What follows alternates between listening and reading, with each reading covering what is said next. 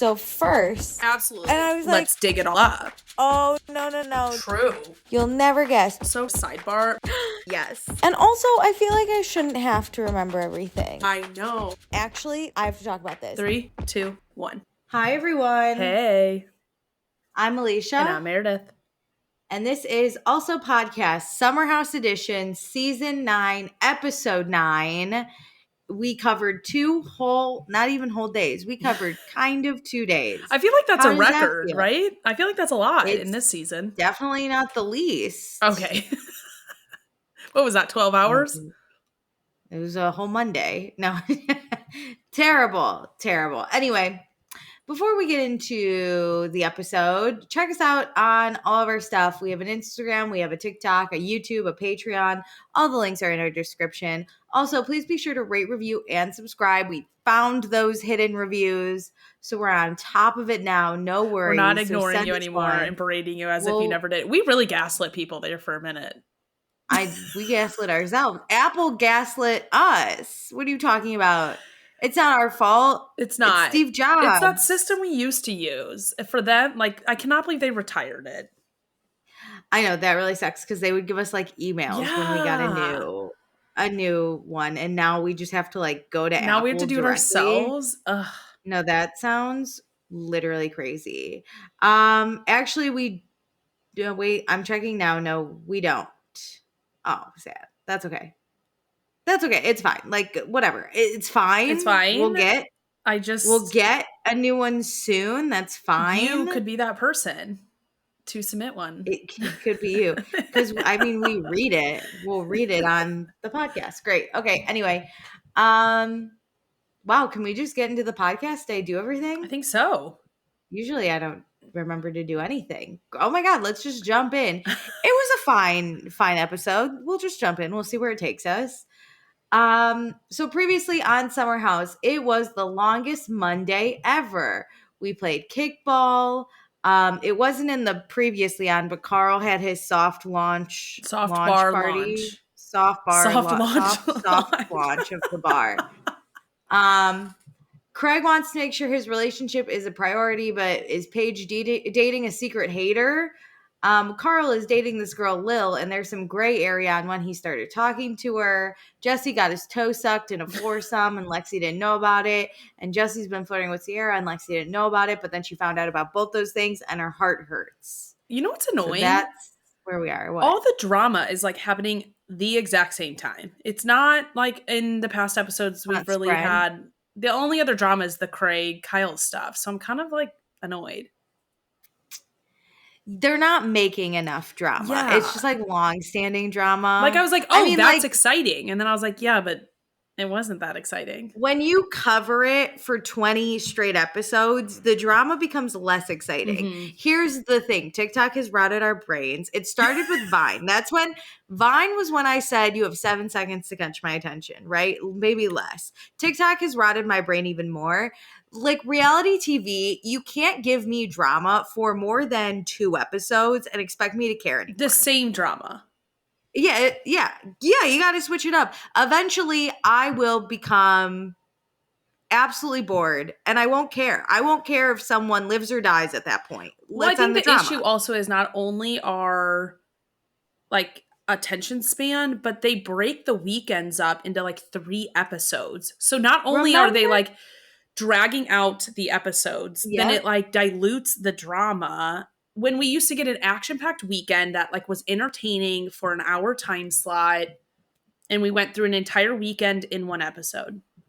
Do you remember when, without a doubt, we could count on Summer House starting the episode at Friday afternoon, driving out, and it would end Sunday, afternoon, night somewhere. Yeah, that was a constant in our lives. And then twice in the season, it would leave us open-ended, sure, or we would cut off with some weekday cliffhanger because there was drama in the city. Sometimes we even got a full weekday in the middle, and then we started another weekend. We just didn't know. Yeah, but we could always count that 99% of the time we were gonna start our new episode, and it was gonna be Friday afternoon. Yes, we were heading to the Hamptons. We would drive to the Hamptons. We would have a dinner out. or a dinner in, and then we would go out, we'd have a party, and then we'd be hungover laying by the pool and or just getting up and leaving. And some days we would party on Sundays and leave Monday morning. Mm-hmm.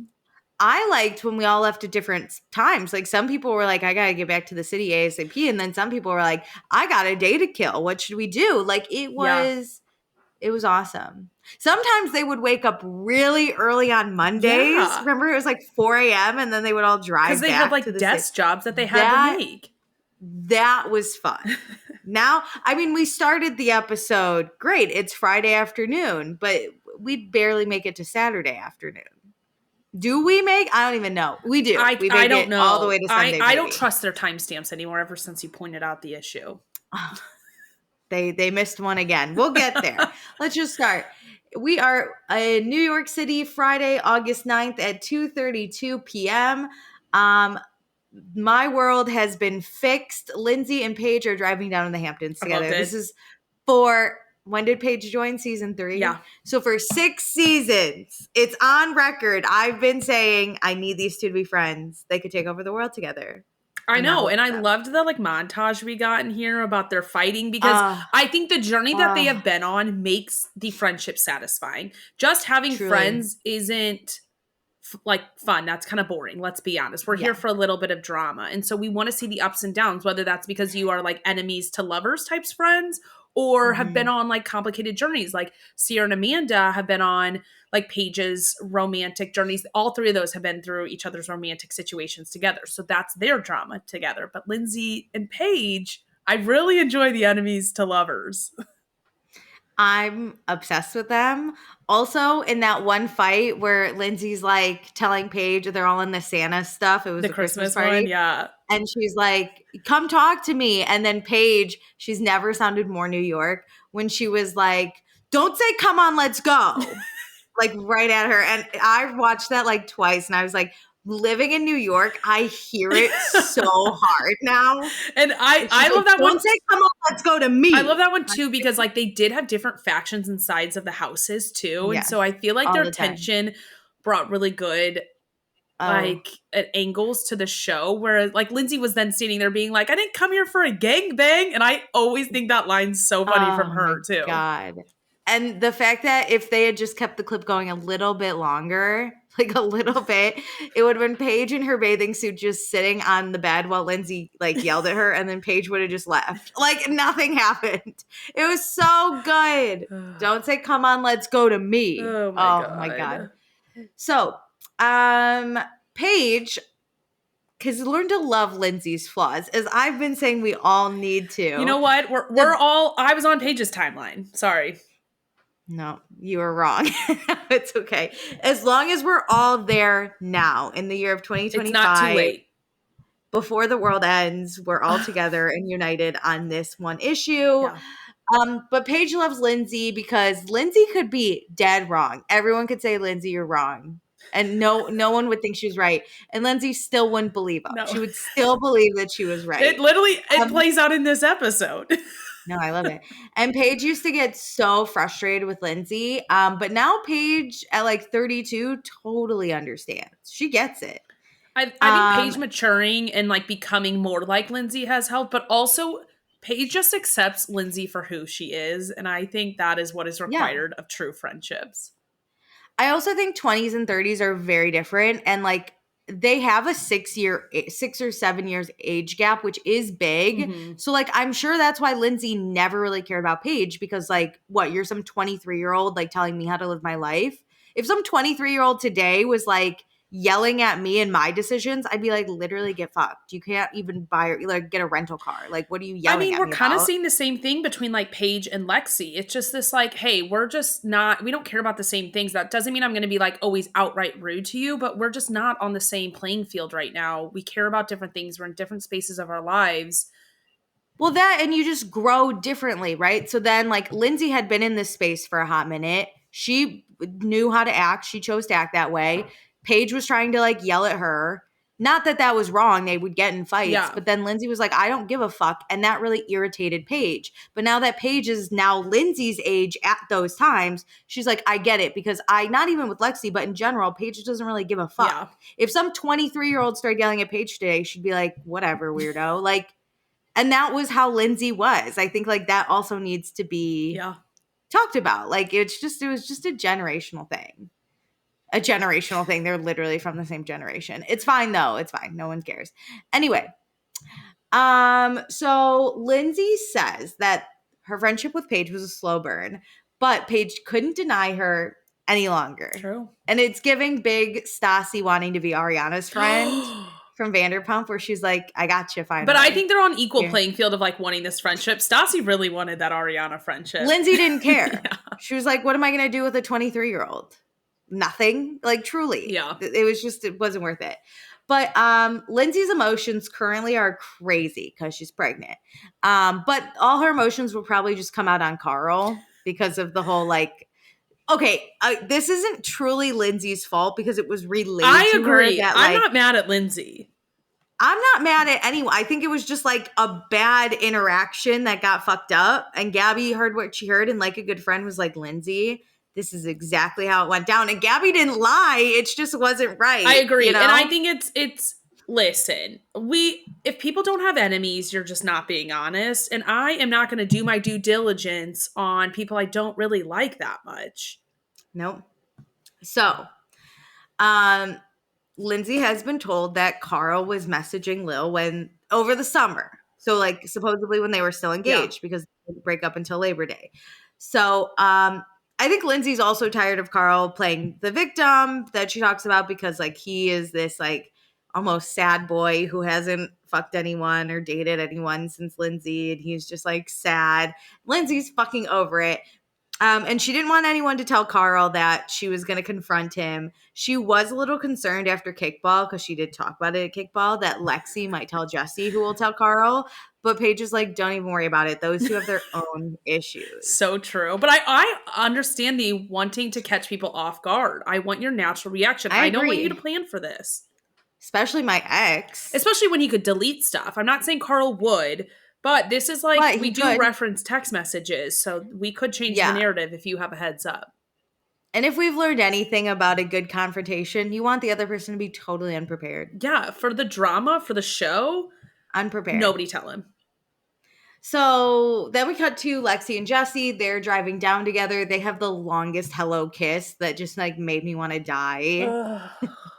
So after Kickball, when Lexi found out about the toe sucking gate and Jesse flirting with Sierra, she went home and she cried for 2 days. Which is so sad. But Lexi is all about forgiveness. So you get 2 chances to screw her over. And I went, no, oh, God. No. I'm so sorry, but this isn't 2 chances. This is like 400 because there are so many things that they've like talked about. And these were 2 separate instances.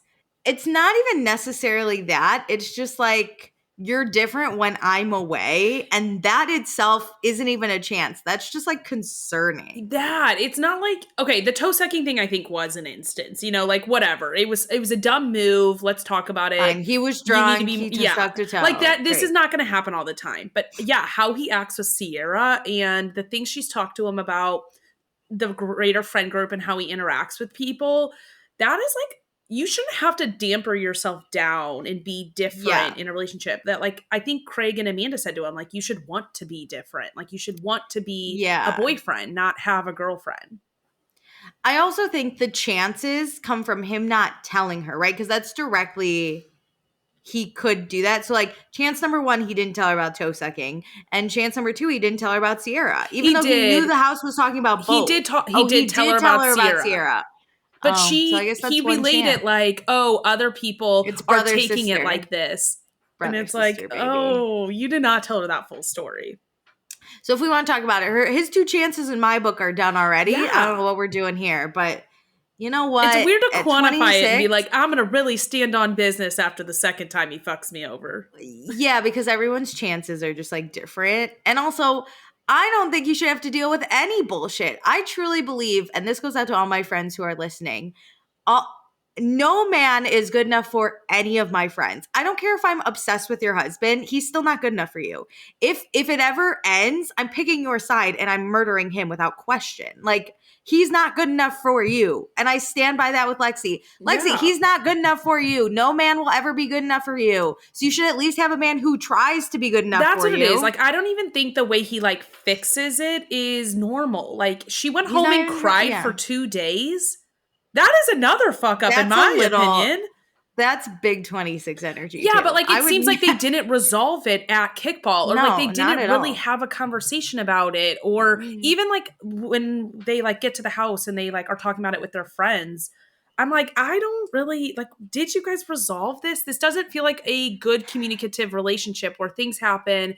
Jesse's like honest about it. You guys actually work through it, discuss things, and then like move on. I mean, I don't know exactly where it is. I know I made a note about it somewhere, but just because we're on the conversation now, she says he sent her flowers that night after kickball, and then took her out to her favorite restaurant where they had a chat. Which, if we're having a chat about toe sucking, we're doing it in the privacy of someone's apartment. Like, we're not going in public because then I can't be mad. Also, I don't at a proper level. Like, I fucked up flowers and like, I'll like, let me do all of this to like fix what I did, or like let's ignore what I did and like do all these fun things.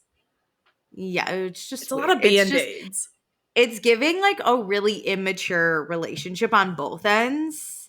But like Lexi has an excuse because she's literally 26 and also living in New York from Toronto. She's sheltered. But I don't think she's doing the immature things. I think she's like accepting the immature behavior. But that's an immature thing too, is like you accept the immature behavior, right? But she, again, is 26. She's sheltered from Toronto. She's just meeting these douchebags in New York. Sheltered from Toronto, as if Toronto's not a major city. Yeah, but the douchebags in New York are yes.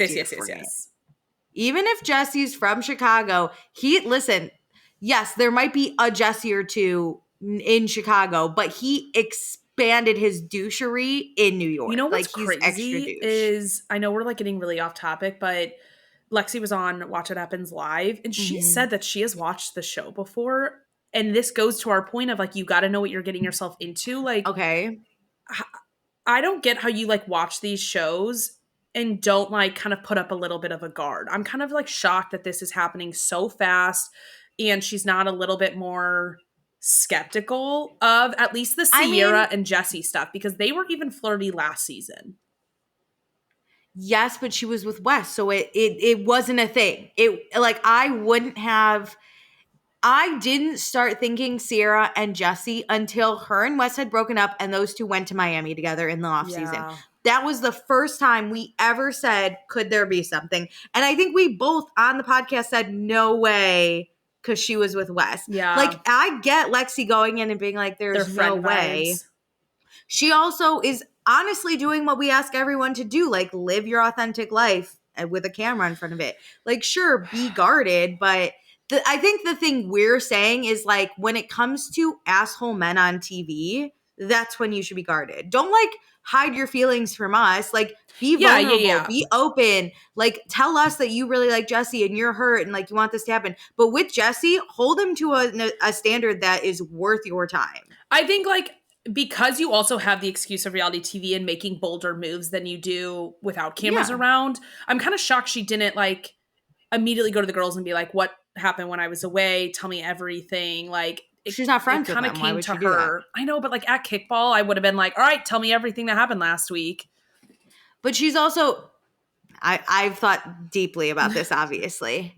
She's better friends with Jesse than the girls. So she's going to take Jesse's word over the girls. Anyway, that's the other problem is she came in with Bailey. Bailey's not really around. Bailey was the only one that told her before kickball about all the bullshit, right? If these girls were actually Lexi's friends, which they're not because they just met her, but the girls would have been like, yo, your dude is acting shady when you're not around. That's true. Right? Like, they're better friends with Jesse. Like, other girls are better friends with Jesse, so they're kind of protecting him as well. And they're better friends with Sierra. Yeah, like, so way. It's just the way Lexi came in, it's just like an unfortunate situation for her. Like, it's really, she's not doing anything except like being 26 and like accepting immature behavior from a 30-something-year-old. Like, that He's ridiculous. But the rest of the house has no loyalty to her. Like, yeah. You could watch this show over and over. And I tell you, if I go on this show at 30, yeah, I'm going to be a little guarded. But I'm telling you right now, I'm falling in love with Wes. And I know, I've watched the whole show. And I know I'm going to be like, but he is kind of hot. Right? I'm telling you right now, I'm falling in love with Wes. I'm telling you right now, that's my dumbassery. You're right. Okay, you're right. It's just so complex. Like, everybody's saying that, like, the other girls are being mean girls, and I'm like, all right, this is just, they're just not friends. Happening. They're just not friends with her. Yeah. They're just not. I think, if anything, it should be Amanda's responsibility, because Amanda was the one that introduced us, the way Emerald is Kyle's responsibility at this point. That's true. People need to take more responsibility for the people they, like, are forced to bring into this show. But I think, like, this is also why I don't think we need, like, a total cast shakeup, but you should bring in 2 new boys and 2 new girls so that everyone has someone to, like, lean on. It's kind of like how the bombshells in Love Island come in. You need a buddy to, like, go sidebar and discuss. Extra. Yeah, like when Paige came in, she had Hannah and Jordan, and those 3 already had a separate relationship. Yeah. So they were kind of a unit. But then you brought Jules in by herself, and look what that, like, came. Everyone bullied her out of the house. It was, like, a terrible season for her. And, like, now we can reflect back and, like, that was hard. That was hard on her. And then who else came in? Sierra came in alone, but luckily we were in COVID, so they all never got a break from each other, so they had to accept her. Right? Luke came in, and he was disliked by many before he just stuck around because he was. It's only easier if, like, you come in kind of alone if you have a love interest, but you are so tied to that person, a la, like, that's how Luke was too with Hannah, and then. Well, that's how Amanda was with Kyle before Paige showed up. Amanda didn't have one that's why she was always crying to Kyle. Because she didn't have one girlfriend to be like, yo, that's what the, like, 17 they were page, all friends. That's what the 17-page letter was all about. They were all friends with Kyle. Yeah. It's a bad situation for Lindsay. For Lexi. Yeah, that's true. I mean, and look, now Lindsay's alone, and she doesn't give a fuck because she's been here long enough. She just needs a few years under her belt. Lexi will get it. I don't think Lexi's coming back, honestly. I don't know. But she's a good time. That did put it in I think zooming out and thinking about the other factors involved. Yeah. There's a lot happening that, like, I can't blame Lexi for it. But I wish I could just, like, reach in the TV and be like, no. I think it's hard because we love a woman who stands on business, especially in a confessional. And so I think it's hard. Make him suffer. To watch her be kind of like a victim of his bad decisions. Yeah. This man hasn't suffered. 2 days later, you were having dinner with him. That's not suffering. Yeah. Make him pick you up and you sit in the back seat all to yourself. Make Wes sit in the front. Don't talk to him at all. Make him suffer that whole car ride. I have been Wes in cars and you're like, I just don't want to be here. Oh my God. Anyway, so they pick up Wes. This is the new crew. They just subbed in Lexi for Sierra, and this is the new Wes hates it. He misses Sierra so much. I think it's hard because, like, Jesse was used to being, like, the friend in the trio and being the third wheel, but, like, Wes does not want to be the third wheel of these two. No, but also, like, Wes and Jesse came in together as newbies. Yes. And then they had oldie Sierra, who was like, come join. Now it's just, Wes picked up a fucking rookie, and he's like, what am I doing? It's kind of like, I'm not saying Lexi is an anchor, but, like, she's an anchor to, like, the connection to the old schools. Like, she's pulling them back to the new school, and they're like, whoa, we're veterans now. We're veterans.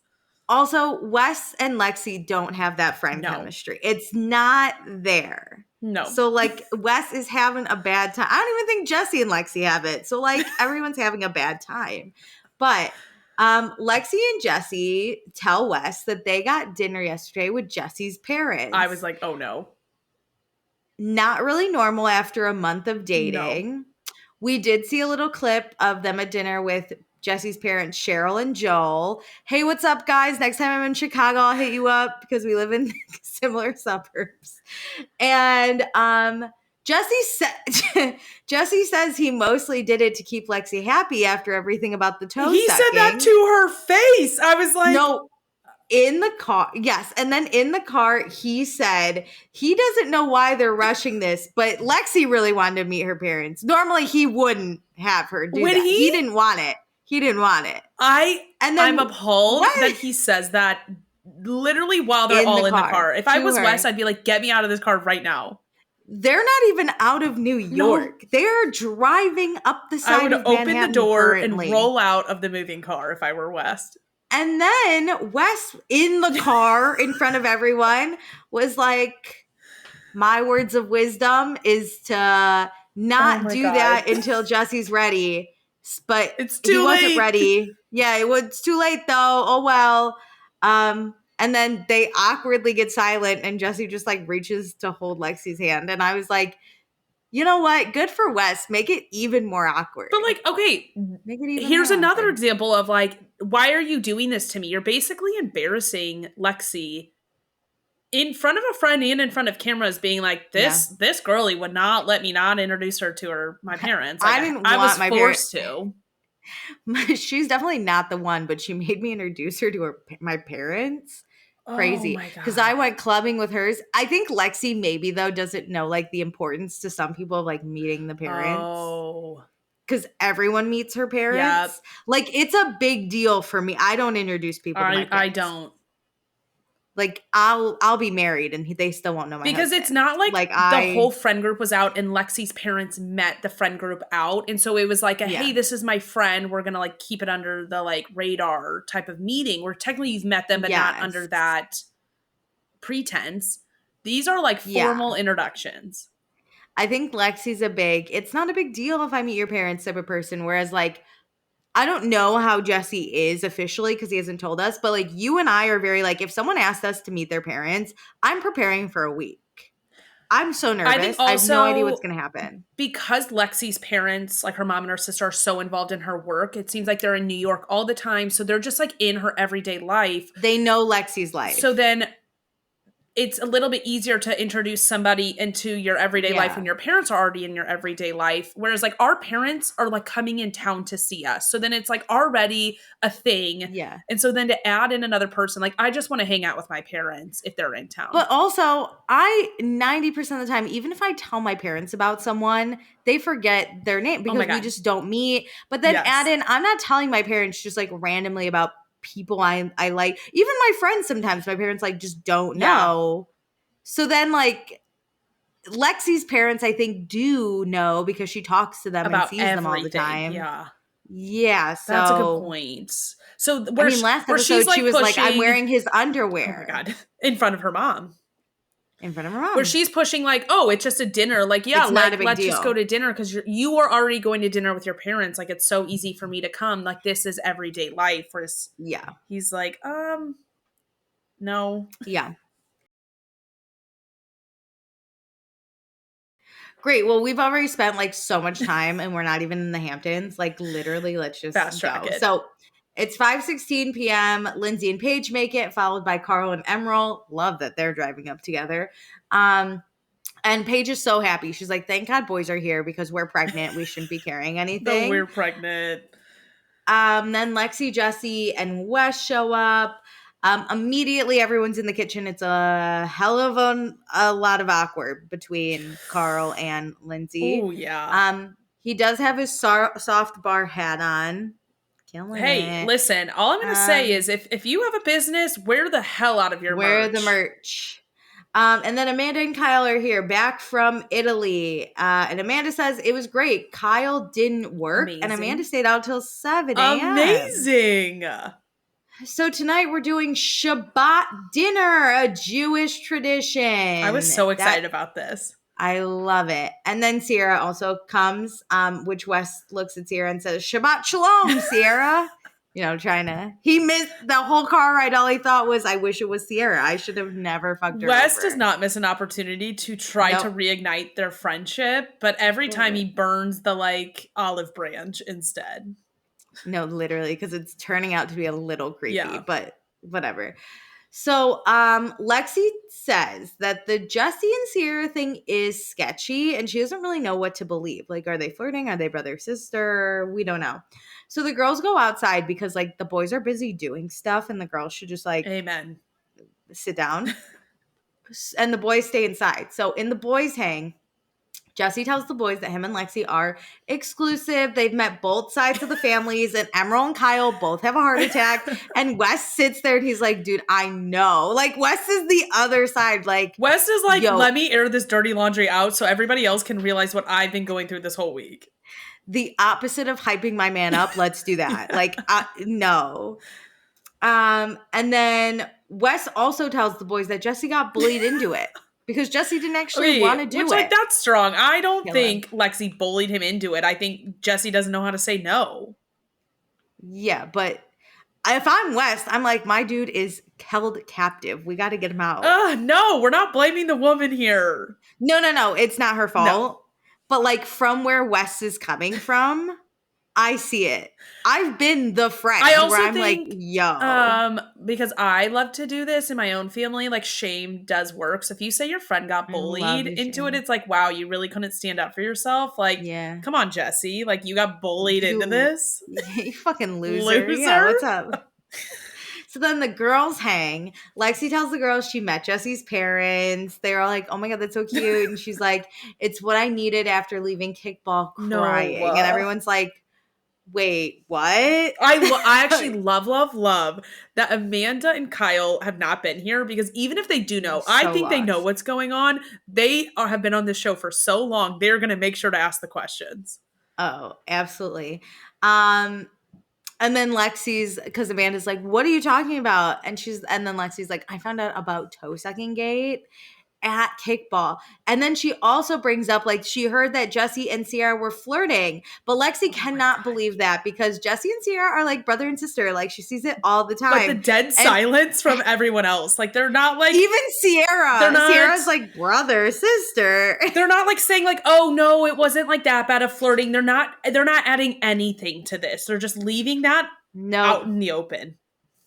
Everyone gets wide-eyed. Sierra literally chokes on her spit for a second. She has to cough. Because Paige tells us in a confessional, like, I don't know a lot of brothers and sisters that touch and flirt the way they do. Nope. Only the ones that kiss on the lips, Only some White Lotus shit together is all I'm saying. Only the ones that bathe together. Why is this week full of like incest and weird things with family members? And families, it's so weird. So, Sierra admits that Jesse was 10 times like more Jesse that when Lexi was away. So Paige just tells Lexi, like, Jesse needs to change his behavior for when you aren't around. Yeah. And Lexi needs to know that. Because it's not like a Sierra thing. It's Jesse without Lexi thing. And that's the problem. Yeah, because Sierra's around all the time when Lexi's around, but then the minute Lexi's gone. Yeah, and there's other girls out there like he can do this with. It's not just going to start and end with Sierra. I think definitely is heightened with her, but. Oh, for sure. So then back to the boys hang. Carl went on a date with Lil, and she gave him a lemon because he makes lemonade out of lemons. Who would have thought? My next date, I'm going to bring him a potato. No, but then when she goes, and then you can use it. You can use it. The fuck am I using one lemon for? What? One glass of lemonade? Like, did you stop at the bodega and just pick up a lemon? What are we doing? And he calls Lil Zany. I was like, yeah, no, we've seen that the entire time. The fact that you are now on board with this is crazy. She is zany, let me tell you.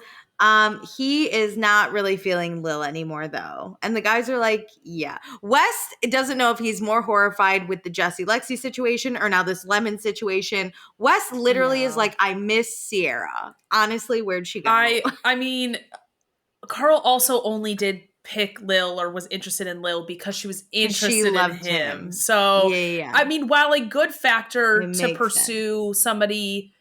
For sure. First time getting out of a like engagement and ending that and getting back into the dating pool, a great starting point. However, Carl, I hope you realize this is not the only factor that matters. And just for all our viewers, obviously I'm going to watch this episode in the point of view of Wes because he just wants to be done. And I find that the funniest storyline in the world is just imagining what Wes is thinking. That's everything going on in his head. Emerald, who's also just like, the fuck are these men doing Emerald's here? an interesting one because he doesn't know them in a similar way that Wes does. So Wes has the historical knowledge to be like, God damn, where's this all ended up? Whereas Emerald's like, who the fuck are these people? Well, because Wes is like, what about how good it was last summer? Like, what is happening in this house? Emerald is like, is this how this house always is? Yeah. Two different levels of concern. Everyone's getting lemons on their date. Like, Weirdos. this guy cannot. This is why Emerald doesn't go on dates. He doesn't have room for lemons. Oh my God. He has enough produce. But then we cut back to the girls' hang, and Amanda asks about Carl's soft launch, and everyone's like, no, it was cute. And then Lindsay's like, but let me tell you. Lindsay was like counting in her head to like 3 till she could like interject and be like, listen to what I heard. They gave Carl's soft launch 2 compliments, and she fucking jumped in. And she was like, listen up. I heard that Carl's new piece has been talking to him since summer when we were engaged. And everyone's like, oh, and Paige is cracking up. And then Lindsay's like, I believe something happened in those past 2 weeks. Because then Lindsay tells us, Carl's weak. He wouldn't break off an engagement unless he had something there to make it like okay for him. That's the best diss. That's up there with loser for me. You're weak. It's just so, you're fake, you're weak, you're a loser. Those 3 hit reality TV stars so hard, and I'll never understand. I mean, while I do kind of agree with Lindsay's assessment of Carl, that for sure something needed to happen, I also still don't think Lindsay realizes what their relationship was. Like, your relationship was the thing. That's okay, because they'll never date again. She's already pregnant. She's already moved on. Yeah, and I hate the people online being like, clearly she's not over it. No, this would bother me too. If Lindsay is being told an incorrect timeline. If I was told an incorrect timeline, I would still be fired up. I don't care who the hell I was dating. And Lindsay also later, when she calls Turner, she's like, I don't care if it happened last year or 10 years ago. I'm going to be pissed about it. I would be revved up. It's the principle of it. Again, just like Lexi, put yourself in like Lindsay's perspective, right? Even I though thought you were about to say West's shoes. No, sorry. Put yourself now we're in Lindsay's body. Shoes. She was told, even if it was a year ago, right? But she's moved on. She was told the wrong timeline. This is also her ex who broke up with her on camera. Yep. They didn't get their deposit back for the wedding. And then online, it sparked this huge, are you team Paige or are you team Lindsay or Carl? And so she should have lived in it for like 9 months. No, literally, she's like, fuck this guy. Because then she got pregnant and everyone again was like, oh my God, she's the devil. She's the villain. So Lindsay is like, you know what? I owe this man nothing. I don't care about him. Someone told me the wrong timeline. I'm going to call his ass out. Absolutely. And I think people never give these casts grace, especially Summer House, because they start so quickly after they finish their reunion. This reunion was like 2.5 months ago. So like she had to talk about this for months. It was still on the top of her mind. And the worst part was it happened in September. Yep. She couldn't really talk about it until March with the reunion because she was under contract, and then she could go on all her podcast tours. But then she starts up again anyway. So like she had to see him again, like this would matter to me. It's the same thing kind of like the timeline with Scandival. Like you got to give grace because the timing, there was not enough time to like go through it. And sure, she got pregnant and she's healed and like Lindsay just doesn't care about Carl. But like the situation is still fresh. Yeah. We're not even a year in. I agree. They were still engaged at this point. Yeah, so, it has not been a year of them out of the relationship. I would be spiraling like no other. But not only on both sides are they mourning a relationship, they're mourning a 10-year friendship. And on top of that, a reality TV friendship where like they were the only ones that knew what each other was going through. Like there's this specific group that like. It doesn't all fade away just in an instance of the breakup. So I think she does still have some sort of feelings for him. She cares about like the situation. But to say she's not over the relationship is crazy. I would say if anything, she's not over like everything that was lost in the relationship. Because then it sparked like another thing. Like I would say Lindsay, Carl, and Kyle are the only ones that like have their special bond at this point still. And then the breakup, like Kyle and Carl won each, right? So she lost a lot. I agree. And I think Carl lost a lot too. And I think it's fair that they're both processing in different ways. Yeah, and I'm over people being villainized for caring about things. And also people trying to shirk the responsibility of caring. It's okay to care about things. For sure. But also, just because we're on a reality TV show and like we got to bring it up, you give me a wrong timeline, it's coming out. That is absolutely what I will be talking about. I'm pissed. So it's 6:29 p.m. Jesse's helping Sierra with her bags, which Lexi clocks. I mean, I did too. Sierra tells Paige it's time for her to date an athlete, and I'm right there, girly. Right there. Let me come to all. Wait, but I love how she's like, not marry. I just want to date one for a little bit. No, never marry an athlete unless, honestly, it's a woman. Don't dare marry a man athlete. No. Like they're gonna cheat on you. The women, weirdly faithful. Well, they're either gonna cheat on you, or most of them go broke once they leave their sport. So, like, I also don't want the financial responsibility of you after. Women are smarter. Date a woman athlete. Date a normal man. That's how it should go. Date a athlete man to then social climb into other categories. To like the CEO or something. Yeah. Someone who doesn't have to travel that much for work. Or like you get to travel with them and it's not like a burden. You're always there. Yes. So the Giggly Squad tour is in 1 month. Craig's reaction to it makes Paige really sad because she expected her boyfriend to be supportive. And then that's all we'll hear about that for a little bit. And to think that then she got sent that documentary after she had a panic attack is so sad. No, that ABBA documentary is crazy. So Kyle's been practicing DJing all night because tomorrow he's going to DJ in the Hamptons. And now he can DJ his Loverboy events. So we're saving money. If he wasn't like 42 years old, I would think this is like his passion is so interesting. But I'm like, dude, it's just been years of you. Literally 9 years ago, he was like, I can't wait to be a dad when I'm 40. I'm like, sir, you haven't even bought property. And if he like hadn't crashed out so hard about Amanda wanting to design swimsuits, I would be all in for his passions. But you don't support women in their passions, so I don't support men in their passions. Get out of here. Not. So it's time for Shabbat. Put all your phones in a bin because we're going to be present. Love it. Then Jesse sings a prayer, and it's beautiful and awkward all at the same time. Because everyone doesn't know what to do. Maybe laugh, maybe not. Lexi has hard eyes. Paige is trying not to make eye contact as she giggles. Wes is like scared but enthused. No one knows. Well, I think we also always know, and we talk about this, Friday night is the night for fights at the dinner table, and the girls know what's coming. So, like, I'm also sitting here waiting for like Lindsay to yell at Carl.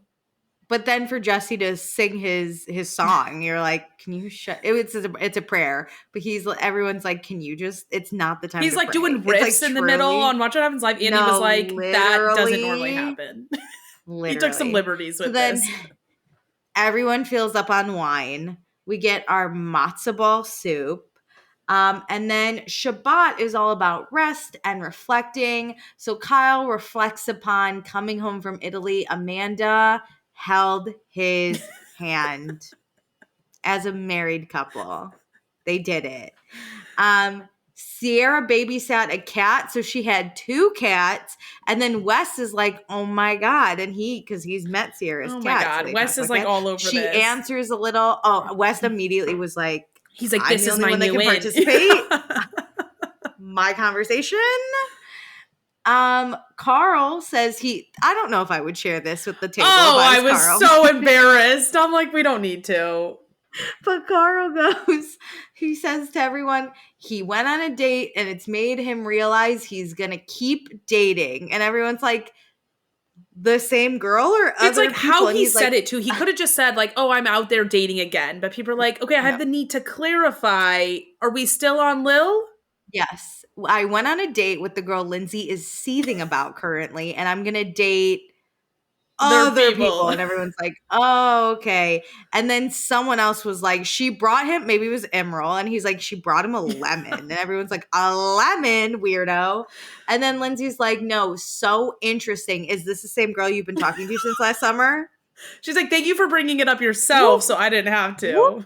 No, truly, he walked into the trap that she laid. She didn't have to open. lay a trap. Carl literally put himself in handcuffs and was like, yell at me. Truly, take me away. So yeah, it's definitely a weird timeline issue because Carl immediately is like, Carl has no clue what's going on. He's so confused. Lindsay's like, you've been messaging this girl since the summer. Jesse is eating his Shabbat dinner because nothing's going to bring him down.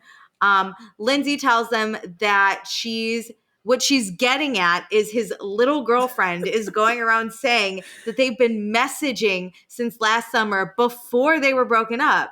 And Carl says that they weren't messaging before they were broken up. Carl's lack of knowledge makes it seem like he's guilty a little bit to Lindsay. No, because it looks like he's deflecting, but he is truly just confused. No, the best part was Lindsay goes, prove it. And Carl goes, I can't. My phone's upstairs.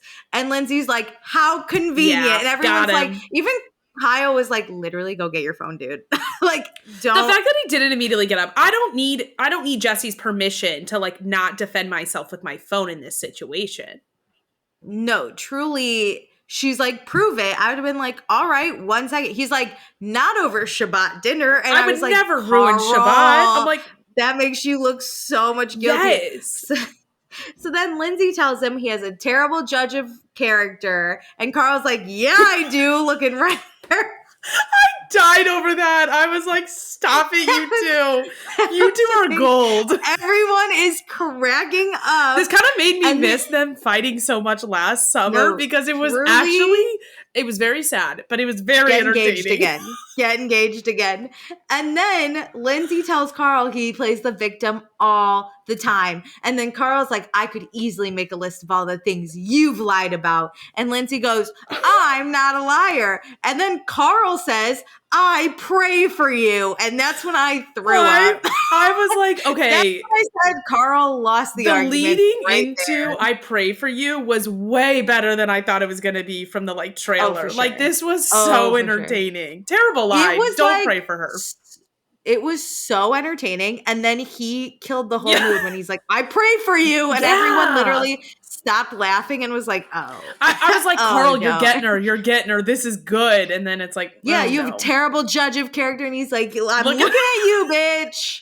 And then she's like, I'm not a liar. And he's like, I'll pray for you. And she's like, oh. And everyone went. It became weird. Oh, Lindsay goes, I don't need you to pray for me, which I was like, yeah, weirdo. And then that's when Kyle is like, please go get your phone. I don't want to talk about this anymore. And all the girls had like a visceral reaction to him going, I pray for you. Everyone's like, oh. They were like, Carl, we were rooting for you. You were doing good battling against Lindsay. Never mind. And you just lost Never mind. Wes had a little bit of a heart attack. He's like, these men suck this I love when he goes and grabs the phone and he's like, read it. And everybody's like, I don't want to. Yeah. So it's 9:44 p.m. Jesse literally like looks at Carl and he's like, I just talked to God. You can go get the phone.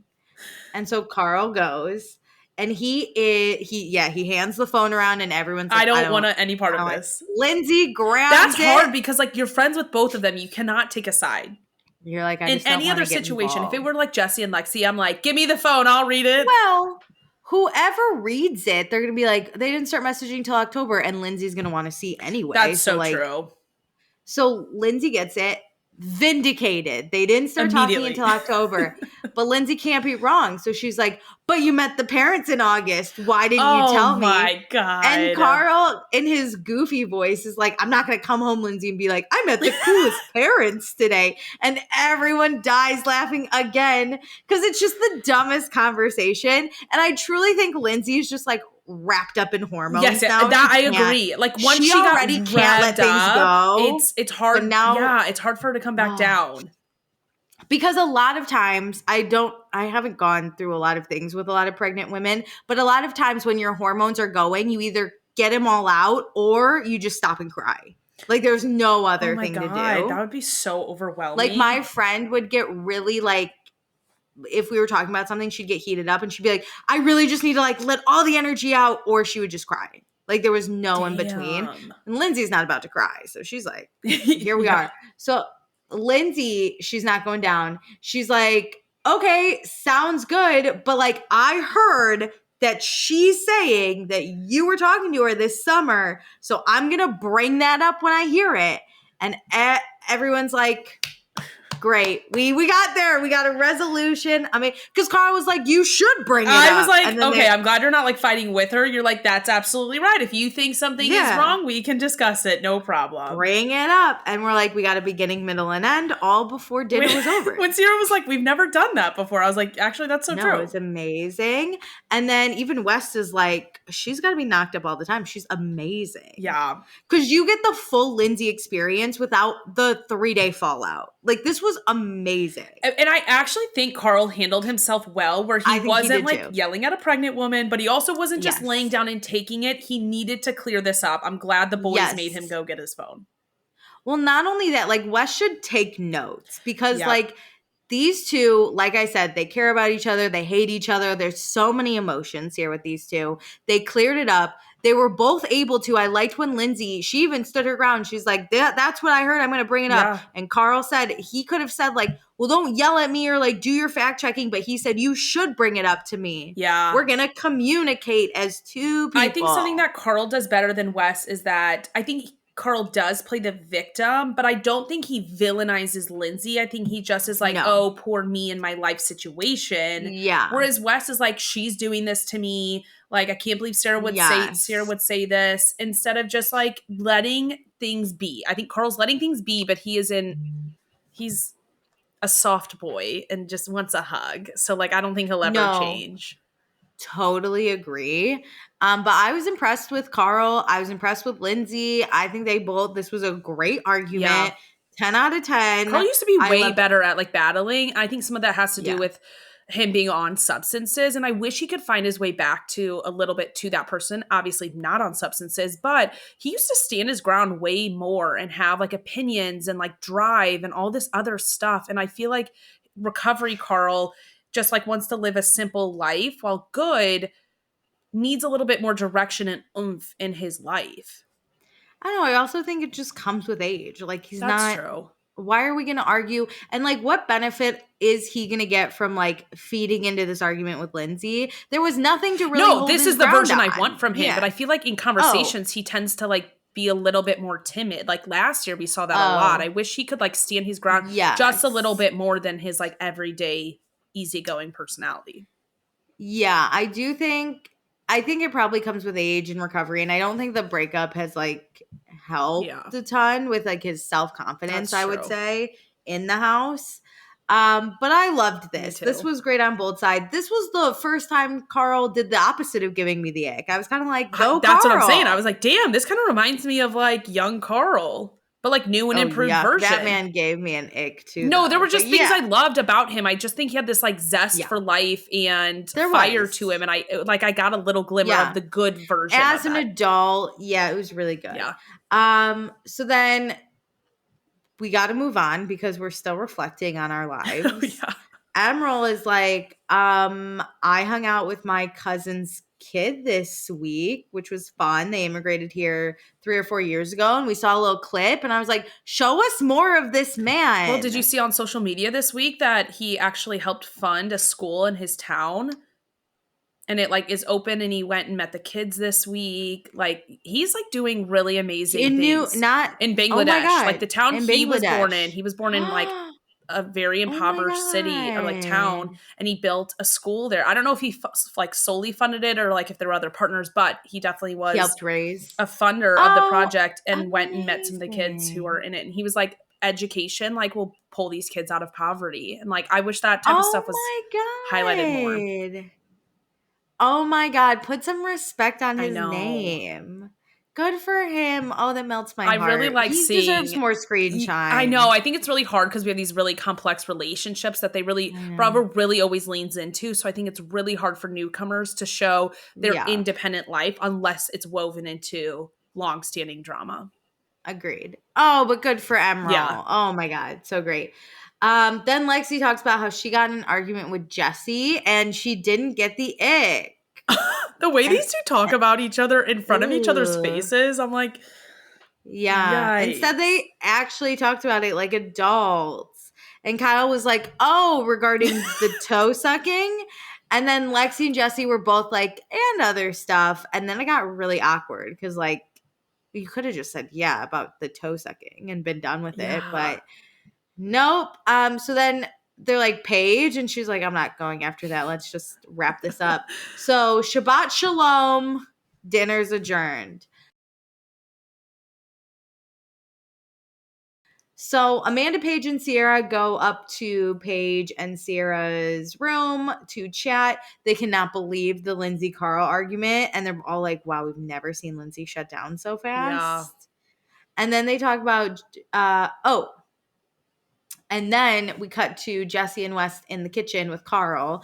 And they're like, dude, so happy that you were actually telling the truth because, like, it seemed for a little bit that you were using Shabbat dinner to, like, hide your lie. Like, that was crazy. And it looked so bad. It did. I got to a point where I was like, man, did I back the wrong horse last week? Like, was there, like, even if they weren't incriminating bad text, but if they had communication in the summer, Lindsay would have, like, still found that inappropriate, even if I didn't. That I was like, oh, no, this isn't going to go well. Yep. So then Lexi's also in the kitchen. She asked Carl about his dating life. Carl just wants to go on dates. Emerald's like, hey, I mean, you should date more than one person, which, like, I agree. Carl shouldn't, like, settle down with anyone. Especially, like, first, second dates. Just, like, line them all up. Yeah. And then Lexi turns to Emerald and she's like, you're on my shit list. And Emerald's like, the fuck did I do? It's not Emerald's fault. And then this is like blaming the other woman when you get cheated on. Because, like, she's mad that Emerald dared the girl to suck Jesse's toe. But Emerald was the one that told Bailey about the toe sucking, which is the only reason you know about the toe sucking. But also, Emerald, didn't invite Jesse in to be like, come with me. No. That's a reason to be annoyed with Emerald if he had done that. But yeah, Jesse went in there, like, on his own, was never asked to come in, was never invited in, sat down, and Emerald, like, had some fun with it. Like, he chose to come into our world. Jesse is a grown-ass man. You cannot blame Emerald for this guy's decisions. Yep. And it's not like you guys have, like, a 10-year relationship on the line where all your friends know and, like, shouldn't be, you know, inviting. The save the dates, gone out. Yeah, like, this is a 1 month love affair, I'm gonna call it. A 1 month no affair. They just met. Well, the parents have been involved, so it's a little bit deeper. That's crazy. I do love how when Lexi says that, Emerald doesn't even hide his eye roll. He's like, oh my God. He's like, the fuck did I do? Emerald's actually getting it and is out of the drama. Lexi's here crying for 2 days over a toe suck. He also won't take the bait. He's not going to be like, oh, I'm so sorry. He's like, literally, I did nothing. Emerald would apologize if he did something wrong, too. He would throw Jesse right under and be like, I didn't invite him into my threesome. But it's, like, not that deep, Lexi? Even. Like, this situation is not that deep for Emerald. Why is he even in my room? You're right. Literally so annoying. So then cut back to Amanda, Paige, and Sierra. They talk about how Jesse and Lexi are weird as fuck, which Paige is, like, literally so weird. I can't handle everything. Like, them, like, at that table, I was like, why are you guys, like you said, why are you acknowledging there are other things and then you're just silent? We care about this stuff at this table. We're going to ask questions, but also you clearly aren't going to answer. So they know there's something else. And the girls are like, Lexi didn't bring up the whole Jesse flirting with Sierra thing, which I don't think she wants to because everybody, I think, will have Sierra's back. Yeah. Of course. So it's 10:47. Well, wait, on top of that, I think they wouldn't have Jesse's back. I agree. Think they would be like, I think they would be Jesse more was silent. flirting the hell out of Sierra, and I think they would all be like, you shouldn't blame Sierra for that. You should go for Jesse. And I don't think Lexi wants to be attached to, like, a quote bad guy. Well, I don't think she wants to fight with Jesse at a table in front of other people. She doesn't want that, but she doesn't want the house to see Jesse as, like, this quote bad boyfriend, bad guy, right? That's why she's like, Emerald, you put Jesse in this situation, right? Like, Jesse's good. He would never hurt me on purpose. And Jesse's also presenting it like, well, everyone is saying we're flirting, but we're not. And Emerald's the one that dared her to suck my toe. Yeah. Right? And Lexi's falling for it because that's what 26-year-olds do. Well, I think not even her age. I think it's what she wants to believe. And I've been there. It's like really hard because she wants this relationship so bad. Yeah. But if you bring it to the house, they're going to be like, first of all, Sierra's a single woman. Second of all, Jesse's the one you should blame. Third of all, if you're mad, be mad at Jesse and break up with him. And then Lexi's going to be faced with like a decision that she doesn't want. Her second chance will be up. She told us already. Yeah. It's 2 chances. So it's 10:47 p.m. Everyone is staying in except Emerald, which I was like, thank God someone is trying to do something. I know. I really do value him. I am really apologetic that I kind of put it on him. It's the producers. No, it's the show. I just want more of him. It's not his fault. Well, we didn't even see him come home. And I was like, you could have just given us that one snippet. Or like... Come on, ask him for his like cell phone footage. Like, give me. You don't have to show me the whole night, but I want to act like, oh yeah, this happened. You see them dancing, yeah, or something. Lexi and Jesse are in Jesse and West's room. Lexi has a toe cramp, and Jesse's like, I could suck it. Oh my God. I was like, back in West's shoes, I'm like, he already had to spend this car ride with you guys. Now you're gonna do this to him in his own room. Go to Lexi's room. To his melatonin, and he's like, can I overdose so I never wake up? I would have gone to Gabby's room immediately and been like throwing those Paige's like luggage off. Or honestly, just go into Sierra and Paige's room and be like, I just want to say I apologize for everything. I took you for granted last summer. This was a mistake. I'm going to go sleep on the couch downstairs, but I love and miss you so much. I don't think he's there, though. He should be so apologetic, though, at this point. There's so many things he should be apologetic and, like, remorseful on their friendship, and he puts it all on her. He cannot recognize that it's, like, just the situation they're in. It's not like she's keeping this up. I hope he has this terrible summer with Lexi and Jesse. I hope this is what he's done. This is his karma? This is his karma. So then Kyle and Carl are in the kitchen. They talk about Lindsay's outburst. And Carl says it's confusing because clearly Lindsay hasn't healed. And then Carl says that Lindsay has lied many times about his mother in the media, saying Sharon didn't reach out. But Carl says that Sharon did text Lindsay. And then Carl says she's obsessed with me, clearly. I was like, and okay. I was like, you're being recorded.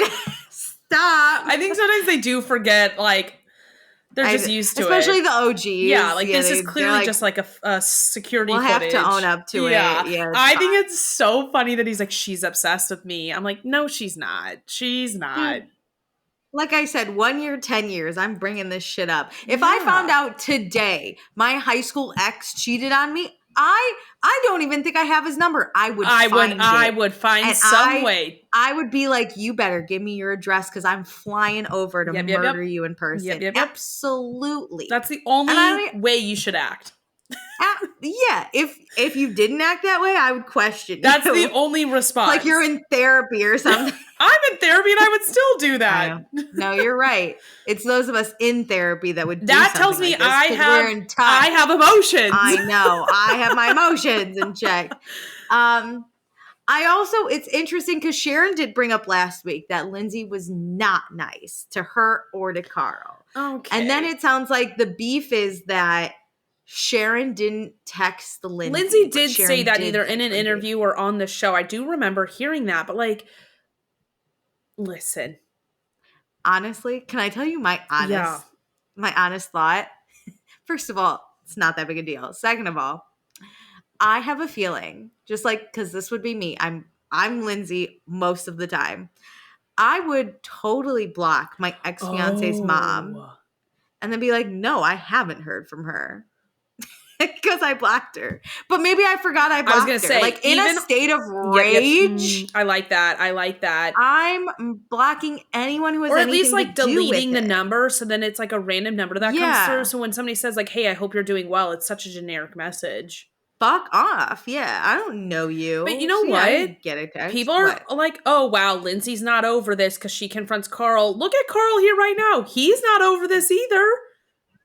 She's lying about my mom.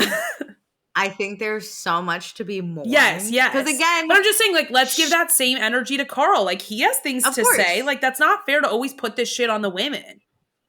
Also, she's literally pregnant with someone else's child. Do you think she's obsessed with you still? The I don't know, obsessed is like man. too far. I think I don't I know, think that man. is unfortunate. If like his mom, I understand like his side being like, wow, like my mom texted you, but you're saying she didn't. But also like she was so hurt. She's going to lash out. And I don't think she's like purposely lying. I think it's something like you Yeah. said, where she's just like so mad about the situation. And she's like, they don't care about me. Like he broke up with me 2 weeks before, or like a few weeks before. We Yeah. didn't get our deposits. His mom didn't even reach out. Like, it's just a big, like, you guys suck rant.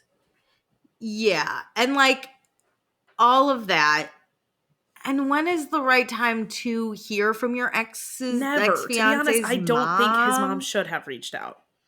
No, and that's fine because like I can't imagine Aunt Rhonda is like, Carl, hope you're doing Okay, okay. that Like, situation is slightly different. Nobody's going to be like, hey, Carl, hope you're well. Thanks for breaking up with my niece. but if we take the breakup for what it was, both of them were kind of surprised by it. Carl swears he didn't go into that conversation ready to break up. And let's just say that's true. So if that's true, Yeah. both of them kind of dealt with the breakup at the same time, Yeah. if that makes sense. So like, yeah, they're both going through some shit. And I get that. But like, who does it fucking matter? You're broken up. You'll No. never have to see Sharon again. It really like is not. Lindsay's actually doing a great thing in keeping her distance from the soft bar launch, so she doesn't have to see Sharon. Well, like, and Carl, your mom was on season 8 talking kind of a little bit of shit about Lindsay, rightfully so. I think his mom and stepdad should have said all those things. Right. But then we have her on this season also saying her piece. Like, Sharon's fine. Sharon is fine. She gets to say her piece Sharon's on this national television show. Who cares if she's lying about your mom? It's not that deep. It's a very, very complex situation. It's really not that deep. Sharon, if she's really mad about this, needs to maybe like build a bridge, get over it. It's not that deep, Sharon. Also, get off the show. Like, you're also actively participating in this beef. You're like pushing this narrative, like Sharon. Are we about to have like a squash the beef between Sharon and Lindsay at BravoCon? Like, this is becoming something that it shouldn't be. I mean, last season, like you said, it was rightfully done, but can you imagine then marrying this person and then seeing this air? That's what I think about. That would be terrible. So, like, Sharon, we weren't exactly, like, doing good last, like, either way, what was shown was kind of, like, not great for Lindsay. So, like, maybe hurt her. Maybe she blocked you before they even broke. Like, I don't know. But, like, now you're coming back on and you're like, Lindsay's a mean girl. Yeah, bitch. Yeah, have you watched the show? She should be. Yeah, dude. Both of them got broken up with basically. I'm by so Carl, tired of the mean them. girl like label, as if like these people are actually Regina George's like, and like strategically making people's life miserable. Just because like a woman reacts to a situation she's put in doesn't mean she's mean. That means she's like blunt and honest and maybe a little abrasive, but like she's standing up for herself. Get off her back. No, literally. And Sharon's life changes 0% if Lindsay responds back or not. Like, or like lies on Sharon about one thing in one random interview. No, Sharon's like, because I would never then go on social media and be like, oh, fuck Sharon. I'd be like, Sharon. And if you did, you're weird. You're weird. What are you doing? Like, it's just such a weird situation that like literally just drop it. Just drop it. It's okay. So it's 1:44 a.m. Jesse and Lexi go back to her room. Thank God. I thought Wes they were is finally free. I've never felt bad for Wes this season except for now. Again, look at it through Wes's. He's like, could you guys stop giggling? It's 1 a.m. I would fake fall asleep and fake snore to get them out of my room. What if you were just like, hey guys, I'm really gassy. Can you get the fuck out of here? That's a good idea. I would just be like, let him rip. Man, I'm not feeling good. Truly. Everyone's asleep. Emerald's back. So now it's Saturday, August 10th. No time. Boo. No timestamp. We have no idea when everyone wakes up, which I think is very important. I think it's important. Sometimes it's 6 a.m. and sometimes it's 11. And I think that's amazing that like there's such a different group. Well, we also like didn't see like when Carl woke up, when he went for his run. Like it's just like a general like the house is alive. So boys go work out. Paige, Amanda, and Sierra talk. They are still impressed how Lindsay and Carl got their beef done and over with quick. And then they're all like, remember when Carl said, I pray for you? And then they were all like, that was crazy. And Sierra's like, if a man told me that, and everyone's like, no, World War III. I know.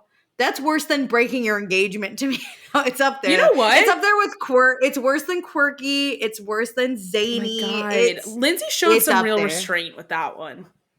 I would have lost it. I've been like, don't pray for me. I'm going to hell anyways. There's some things you're going to need to pray for me about if you keep saying you're praying for me. Whoop. So then Craig keeps telling Paige, because Paige is like, guess what Craig says to me in fights? Okay, Paige, well, I'm not perfect. And Paige is like, literally no one would ever think he's perfect. No one would confuse him for perfect. We'll get there. So Lindsay's making breakfast for everyone. She's like, hey, tomorrow's my birthday. I'm 38. But she doesn't really care that much because, like, she's 38. It's not, she's pregnant. Yeah. It's her last birthday before she's a mom. And Jesse's like, before you're a MILF, baby. True. Which Lexi didn't get jealous because Lindsay's literally pregnant. That would be crazy. It's okay. She's like, stop hitting on this pregnant woman. It's not funny. So then Emerald comes in the kitchen. Carl comes down, but he goes outside. This is when Paige and Sierra walk by Carl's bed, and they're like, it's weird it's not made. Is he okay? To be known that so well, like, I find this so sweet that they know by the way his room is, something's off. That's like a really nice thing. So Emerald goes outside, checks on Carl. Carl's like, oh, I'm just a little emotional. Which I thought Emerald was really nice. He's like, do you want to be alone? And Carl's like, no, it's cool. I'm just like reflecting on my brother. And I love that he just sits there. He doesn't like engage him in too much conversation. Like he lets Carl like talk when he's ready. I think it's the right amount because Emerald is like, oh man, I hate when people say like, oh, I'm so sorry. Because it's like, what are you going to say? It's okay. It's not okay. But like, thanks. But Emerald is just kind of like, man, that sucks. It's terrible. And Carl's like, or talks to Emerald about his brother's death and how that helped Carl like almost keep living in a way. So then we're back in the house and Paige like yells outside. She's like, hey, Carl, you didn't, which I was like, this is really nice, but also like crazy. Like it's just the way it kind of happened. I think she's like, had she known what was going on or like the she would have never yelled. Never, but like if because I think she thinks he's upset about yesterday. This is a total normal reaction if it was just about yesterday. She thinks it's a house direction. Yeah. She thinks it's a house discussion. So she's like, hey, Carl, your bread's not made. Are you okay? And Carl's like, yeah, I'm okay. That's the worst when you're like fighting through tears a little bit. And you're like, I don't want everybody to know I'm having like an emotional moment.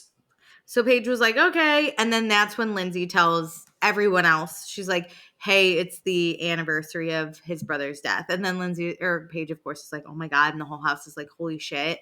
I think it's really also beautiful that Lindsay remembers that. Because not saying that Kyle didn't, but it might have like slipped Kyle's mind. I think Lindsay's birthday is a factor though, too. It definitely is. But she would remember it no matter what, though. I think she would. Because, I mean, she was the first one he told. That was who he went to. This really hit me in the fact that like their loss of friendship is huge. Is like way deeper than just not having a friend. And like this breaks my heart for both of them because I'm sure there are things like not maybe to this exact level of like your brother passing, but there have to be life moment. Like I'm sure Lindsay would love for her friend Carl to be able to be there when she has her first child. Yeah. Because I'm sure they thought that for maybe not the first year, but for at least like 8 years at this point, they've thought like we'll be in each other's lives forever. And this is the first year that they're like, no, we won't. Yeah. Which is weird. And then also like, it made me think about, because I think it was the COVID year, right? That his brother passed. Literally like it was heartbreaking. We watched Carl like get the call. We watched him like run into Lindsay almost like and by wake her up, and she was with Stravy. Wake her up.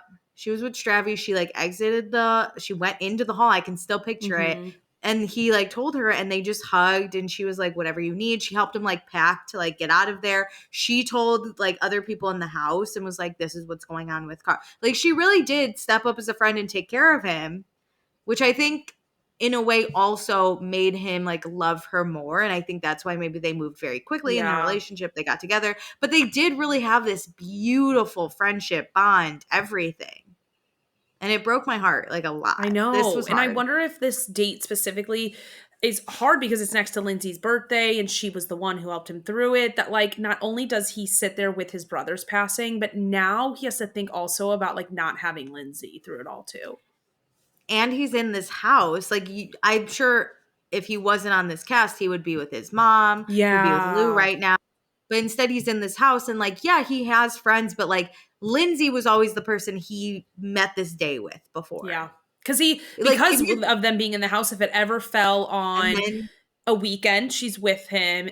Like, they're always in the city pretty much then for the summer. And so, like, I'm sure she was with him if it fell on a weekday. And then they were engaged and they went through that. Like, yeah. So there's, like, a lot of levels. Oh, this broke me so hard because I feel like this is where the breakup hits the hardest for them. Yeah. So Wes and Kyle go outside, give him a hug. Carl talks about his brother passing away on the 10th. He, though, got the call on the 11th, which was Lindsay's birthday. So obviously it is a memory for Carl as well. And so he says there's obviously, like, a lot of emotions and weird attachment. And he just feels like it's different this year. He's had to sit with a lot of feelings, especially, like, after last night arguing with Lindsay. And it's so hard to face boys those are alone like, if you've always had somebody, like, to hold your hand through it. And the boys are like, let out the emotions. And I think it's hard too because that person's always been Lindsay that he, like, got the emotions out with. And I can't imagine Lindsay, like, I don't believe for one second that she wouldn't want to help comfort him, but given everything, it's not her place. She doesn't want to be that person, and rightfully so. But her saying that to the house of, like, reminding them, like, I could hear a little bit how choked up she was. I did too. And I thought it was nice that she, like, was like, hey, just so everyone knows. Like, in a way, still kind of, like, protecting Carl. Yeah. And, like, letting everyone else know, like, you should be here for him. Yes. Because she can't. Yes. Oh, I just got the chills. Oh, it was so, like, oh, my emotions. Anyway, it's 12:58 p.m. Because you know how we're going to celebrate today? We're going to go watch Kyle DJ. It is a full, you know how this day can get better?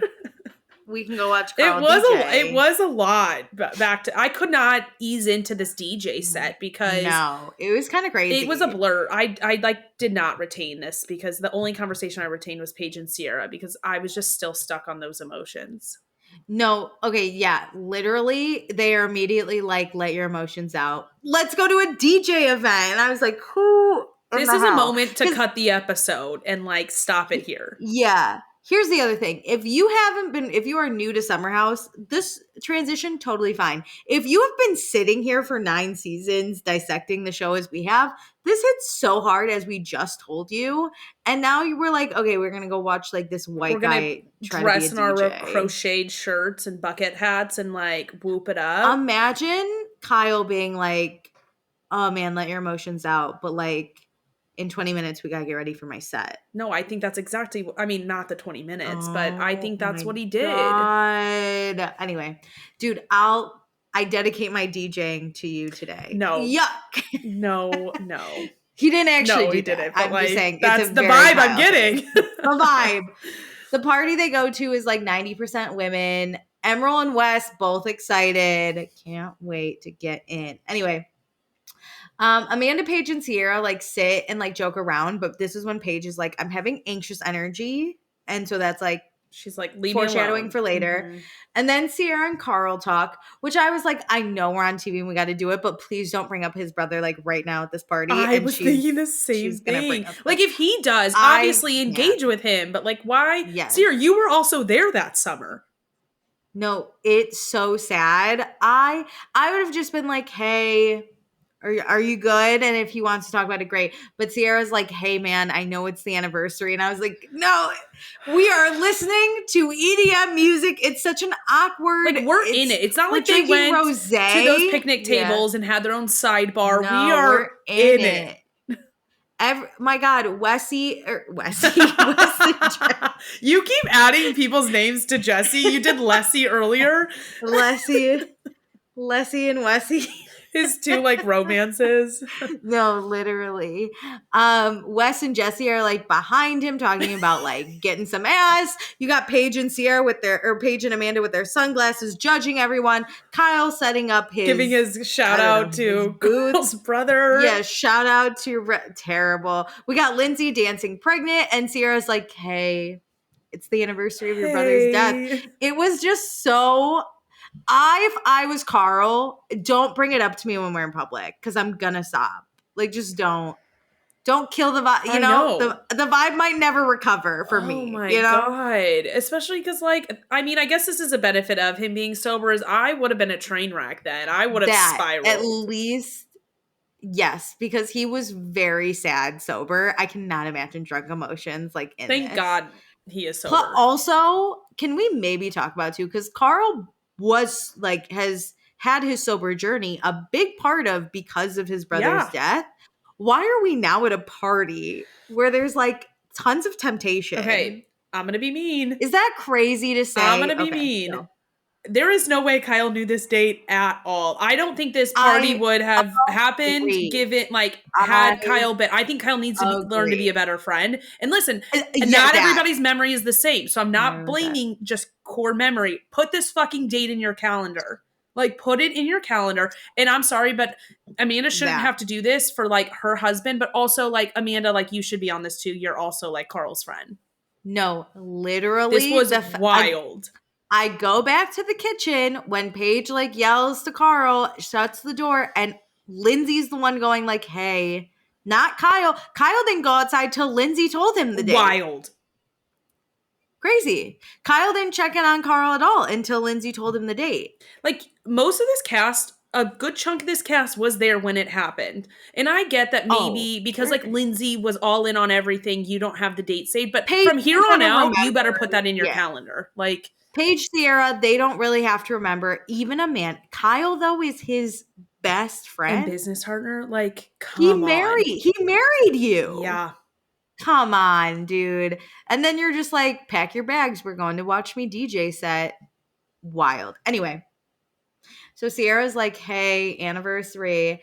And Carl says he just wants to feel something today. So he took a run to the tree that him and Lindsay planted. Which, like, that, in honor see, that is like tied to Lindsay too. I'm like, I love that he planted that tree. Him and Lindsay went out. They found like a spot in the Hamptons, planted this tree in memory of his brother. He always talks about running to this spot, and this makes more sense. Mm-hmm. Yes. Which would also be heartbreaking because you just want someone to probably go with you to this tree, and that person would be Lindsay, but you can't take her. Like, wouldn't it have been nice for Kyle to run with Carl to this tree if Carl wanted? That's the thing is like he kind of needs to start rewriting over some memories a little bit, or like having different meanings or different rituals with people not Lindsay to have like his support system. Mm-hmm. His friends need to step up. Yeah. I also don't know who cut this episode, but like literally we learn like, oh, I just ran to this tree that we planted, and it cuts to Paige and Amanda just like sitting in their sunglasses, and I was like, no, go back. Again, I did not retain a lot of this. Like, you telling me this, I know what's happening, but I'm like, this was so jarring. So then Sierra says like, Carl, you're doing great. You're walking in your purpose. She wipes her tears in her hair. Is wild. And then we cut to Amanda and Paige, and they're like, Sierra and Carl would make a hot couple. Oh my God. And I was like, yo, where can we just a minute? Just give me a minute. Just a minute. Like, we're about to move on from this segment anyway. It's okay. Why do you have to put this in it? For them to have that conversation because they don't know what's happening. But producers, you do. This like comes off so insensitive. It doesn't need to be edited this way. Anyway. So then Wes and Jesse talk. And Jesse has noticed that there are all these girls, but he asked Jesse to stare for the both of them because he's trying to be incident free today. This stuff would piss me off if I was watching the show back as Lexi. Like you shouldn't have to try this hard not to be a douchebag. And that's to all men out there. You shouldn't have to try this hard to not be a douchebag. Put it on a shirt. It shouldn't be this hard. He acts like he's cutting a limb off by not looking at women. He's giving up his freedom. He can't believe. This is equal to prison for him. There's no happiness in this relationship. So many guys are like, resentful in relationships because they feel like they're giving something up to be in a relationship with a girl. And it's like, no, guess what? You're gaining the ability to yes. hang out with me all the time. You're welcome. This is why a lot of men are undateable. Yes. Like a ton of this Jesse energy. is undateable. He's undateable. Unless he like changes like how he views this stuff. Yeah. At least like Wes wasn't last year. I mean, he really didn't commit to Sierra totally. But he wasn't acting like this. That he wasn't even like exclusive with Sierra. They weren't even sleeping together, and he still wasn't going around like, look at all the ladies I want to ogle. Because there's a difference. I don't think that you should act like women don't exist, because that's also like living in a delusion land. Weird. But like you can just appreciate human existence and just being like, oh yeah, she's really cute to your friend without oogling so hard or acting like you're dying if you don't like look at all these hot women out there. Yeah, like you gotta just you gotta really do it for me. What the fuck? Yeah, crazy. So Jesse says that him and Lexi are in a good place, but Lexi did notice that Jesse has been following girls on Instagram since they met, and immediately Wes is like, no, dude, stop. And Jesse's unfollowed then a bunch of girls, and Lexi commented on it again and said like, the double comment is wild. And Wes was like, dude, are you? Wes cannot believe. Again, he's anything else. He'll literally go home with Carl and cry before he'll talk about this at this point. He is so done. This is the third time this weekend he's been trapped in this stuff. No. He can't have a conversation with Jesse that does not revolve around Lexi. Yeah. And he's over it. Jesse doesn't even ask Wes, how you doing? He's just like, guess what? He's like, all right, we're picking up the topic we just dropped off at the house. Yeah. So then Jesse's like, I'm going to get a second opinion with Paige. So he tells Paige. And Paige is like, here's the thing, buddy. Lexi is only 26. This is giving off like 26-year-old energy. The question when I was younger, I didn't look like this. I wasn't on it. But I understand the frustration as a younger. You're kind of like insecure. Even if you're the most secure, you're still insecure in your 20s. Yeah. Like there's still this insecurity. This was the energy there. I had in college for sure. Not to say like Lexi shouldn't have it, or like, oh, college me was better than, or like I've grown out of it faster. I just didn't. I think I stopped caring what boys did just in general. But yeah, we just were screwed at an early age. And we were also in COVID during 26. Yeah. So I didn't give a shit what men were doing at that point.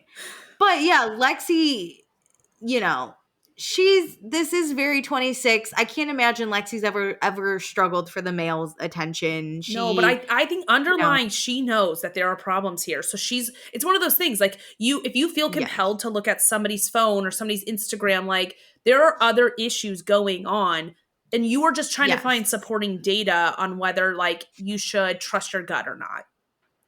And on top of like already at 26, you're just immature no matter what. Lexi has expressed that she's jealous. She's expressed that she has body image issues. She's expressed that she was bullied for many years, no matter what that's about. She still has that's extra insecurity that still lives within her. Which is something like she needs to work on separately on her own. But what Jesse is doing is like also really shitty. Yes. So she needs to obviously do this on her own. But then like you have feelings for this guy who already has like all these relationships with girls and publicly comments on their Instagram profiles. And now you're going to be publicly, like you see publicly people shipping like him and Paige and him and Amanda and him and Lindsay and with all these other people that like literally won't date him. But there is extra pressure to that. So like, so Paige basically lays it out for him and is like, so the question is, can you deal with it? Because like this is what's happening. Yeah. But let's be honest, Jesse wanted to sleep with her, so he went exclusive with her because that's the only way Lexi would sleep with him. And so he basically used Lexi for sex. Here's the thing. I don't find it bad for somebody to become exclusive with someone so they can sleep with someone. But the thing is your behavior needs to match like what you're saying is you chose to do this. You chose to be exclusive. So like be exclusive and care about what that means to someone. I actually care about the person, because he doesn't like Lexi. He just wants to sleep with her. He likes, it's just two hot like the idea of Lexi and like what he's getting out of it. And so that's fine if you want to be shallow in your relationships and you just want to sleep with this girl, but like don't put her through the ringer because of your. Don't say you love her and you want to be exclusive and like just be Emerald. I just want to sleep with you, baby. Yes. Yeah, I just want to sleep with you. It boggles my mind.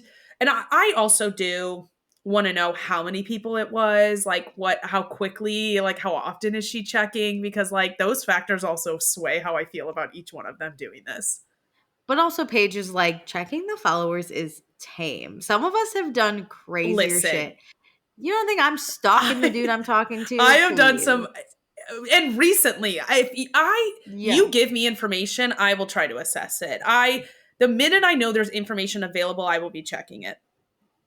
The minute I go on more than 2 or 3 dates with a man, I look up everything there is to know about him. Have you ever had a crush where you're just like, he doesn't even know your last name, and you're like, I could give you his whole family lineage. The lineage. Yes. You have his 23andMe. You have his fingerprint. I love obscure ways to get information. I had a guy I liked who did a charity cycling thing, and it showed his route. I knew when he was at work. You knew where I knew what was happening. It's basically like I had him on Find My Friends. I check that probably every other day. Before I deleted Snapchat, I was stalking the shit out of people's Snapchat. Because so many people forgot that they turned on their location there. I was floored when people gave access to that. Where are they? Like, this is Tate. I mean, it's crazy she commented on it. That's how you know we're crazy. The follow-up comment is what makes me, I'm like, girlie, you could have just done that in silence and been happy. It's crazy. But like, yeah, if Jesse met my parents, you best believe I have tabs on him. What I don't think guys realize is a lot of us are doing this stuff. Lexi's just saying it out loud. She just told you she was doing it. Which I think was Paige's point. She was like, I was knocking on doors to like yell at men. Like, you. Because if I'm not doing it, my friends are doing it. Oh, this is our part-time job for most girls. My favorite's when you like someone and you find their LinkedIn, but you're like, I can't click it because then he might see. Yes, you have to get like you send it to your really random person to look it up. You send it to your friend with premium, and you're just that's not even safe. You got to make sure that they're not really connected to you too much. No, because if the guy has premium, he can also still see who it is. Then he has his college. You can figure out a ton. LinkedIn tells you good details. No, literally easy fine. So Jesse's tame. He's not dealing with shit. Yeah. So this is the easy level of stalking. So Jesse thought he was taking the right steps, but he keeps getting caught up in like these little things. But Lexi and Jesse have been good for like 5 days. And Paige is like, dude, you've known her a month. It's kind of crazy that you already have to say you made up with her. Yeah, like you had such a big fallout that you had to she went home crying. You had to buy her flowers. You went to her favorite place and you had to meet the parents to make it okay. In 1 week. Insane. So time for Kyle the DJ. Danielle's also here. I did spot that. She loves DJs. Sierra holds up her phone. It says, that's my roommate. And he plays his song, Not a Dream. And can I just say, as someone who has listened to EDM for many, many years, I've seen a lot of shows. I've gone to a lot of DJ. Like, I have my favorite artists. Yeah. I know all about it. I would like to say, the song started pretty basic with a basic beat that I was like, ugh, this could be any fucking DJ. Like, you have to separate yourself and give me something. And then he had the vocals that said Not a Dream a few times. It was a little off from the beat and I didn't like the vocals. If you're going to get vocals on your EDM track, it has to be the most unique, interesting voice. This was not that. There was no big beat drop, but I will say the beat after the vocals and the mini beat drop was like kind of okay. I do, however, think it can get lost in, because there are so many DJs out in the world that cover songs, that do this, do that. You have to really separate your sound. And so I think it could get lost. That makes sense. But I think he should do a whole song with the beat that was after the mini drop. Work drop. on it. Like there's room to grow here. But I only liked that one part. Like, I literally was like, oh, so what would you rate it 1 through 10? The little snippet I heard would probably be like a 2. I really hated the vocals. I'm really big on like take me on a journey on your song. I sound crazy No, you don't. because like I find this I just fascinating because I'm not into yes, DJs. I like taking a lot of drugs and going to these shows. Put that on the internet. I used to do it as a kid. I still kind of like it, but the vocals really got me. And if you start the song and it's just this basic boom, boom, boom, but like fucking take me on a trip. Add one of my favorite groups, Odessa. They add percussion and horns, and you're just like, holy shit! They have the craziest vocals. I love that. This was like not a dream, not a dream, not a dream, and then it was like ooh poo, and I was like, I don't know. It was all right. He's still in the beginner phases. We He's need some clearly, and I say this too. I have a friend from high school who one day became a DJ, and his early work was rough. Everyone was like, "It's so good, I got to share it," and I was like, "I can't rightfully share this to people because it is not it." He's getting better. Love that. He dropped shit this summer, and I was like, "This kind of was that the one who played at Red Rocks?" Yeah. Okay. So, yes. So, he did his show at Red Rocks, and some of it I was like, I don't know, but some of the songs did hit. Like, so, okay, you're getting better. There we go. So, it might be a while before So, when Kyle is Rocks. 60, maybe he'll be amazing. Maybe he'll play Red Rocks. We'll see. Anyway, so then Sierra and Paige go off to talk. They try getting on a hammock, Hilarious. But Sierra falls right off that shit. And so they go sit at a picnic table. Sierra checks in about the Craig situation. Paige says she just doesn't feel supported by Craig. Sierra doesn't want Craig to steal the shine from Paige's tour. And what Craig is giving is hater boyfriend energy. Like, why should Paige have to dim her light just to make him feel comfortable? Like, what will it look like when they get married? Is Craig thinking that Paige is going to work less if they get married? And Paige is like, yeah, he probably is. Wild. But Paige also, like, her and Craig do live this life right now, this lifestyle. And she can't rely on just Craig to provide the same lifestyle if she stops working and she wants to keep her lifestyle. Which I get. Fine.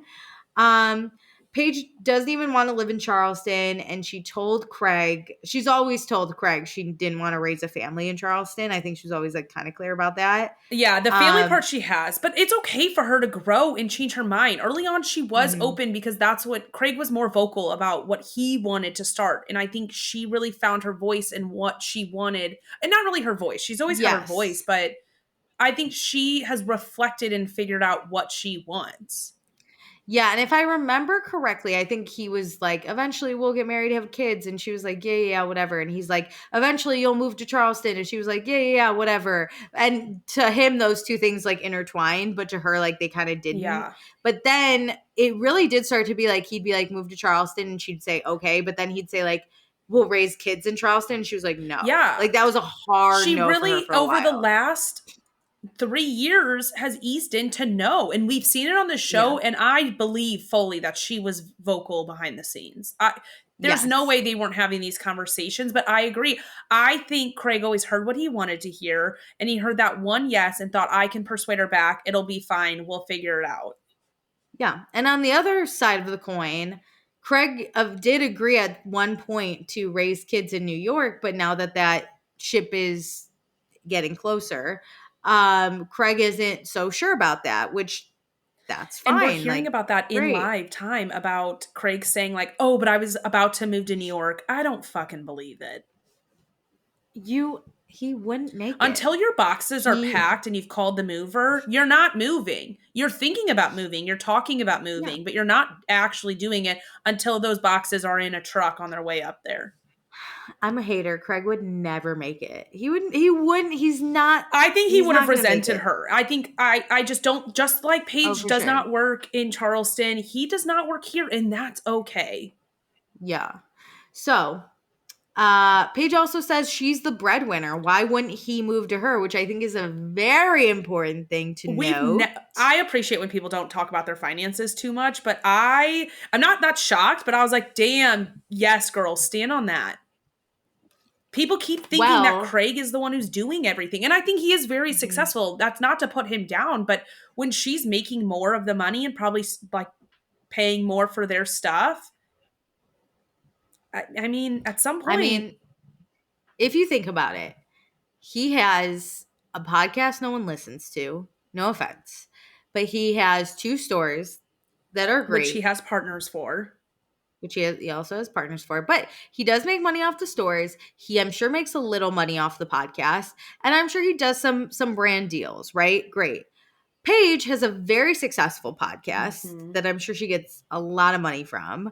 She's about to go on tour, which she's about to rake in the cash for that. She's like she does Today style, like she's a Today. She goes on the Today Show. Yeah. She does Amazon Lives all the time. Yep. She does so many more brand sponsorships. I think she has a DSW one. That's how you know, like, I don't know what Craig is doing because I can't name his partnerships. Paige, I can name like almost all of them, right? Because like they're so in big. The same argument of Carl and Lindsay last year, it is a lot easier to be a female influencer than a male influencer. So of course she's going to get more deals, but that goes to the conversation. Like, money talks. She's the one making more, and their future is on both of their careers. But like hers, I think, is more so anchored in her personality of being in New York, the Today Show correspondent, all of that stuff. Her podcast, like, is always done live. His isn't, or like in the same room. Yeah.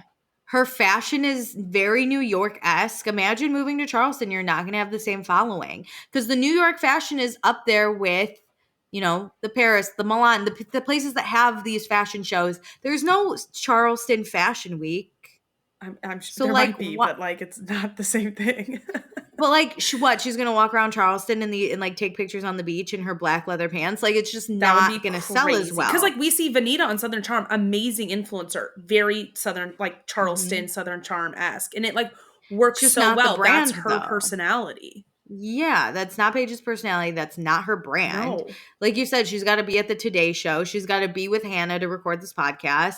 She's making a lot more money, and like, it makes sense. And it would suck to like question everything you're doing for the person who's supposed to love you the most. Yeah. So Paige has said to Craig, Paige has said to Craig, like, if this isn't what you want, you know, ... But Sierra's like, here's the thing though, you're putting it on him, and it's easier to give another person the out instead of like digging deep and determining like, is this what you want? Which I think is right. We're seeing her right in that crossroads. I think all summer and for a little bit, she has wanted it to be Craig's decision if he wants her life or not, rather than does Paige want to be in this relationship or not. And I think that's what she did all fall, is decide that.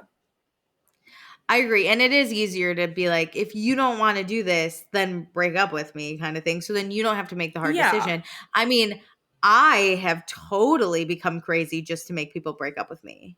I think a lot of people do it. A lot of like guys and girls do it. It's so much easier to be when you don't want to be in the relationship to just have someone break up with you. You feel a lot less guilt rather than just doing it yourself.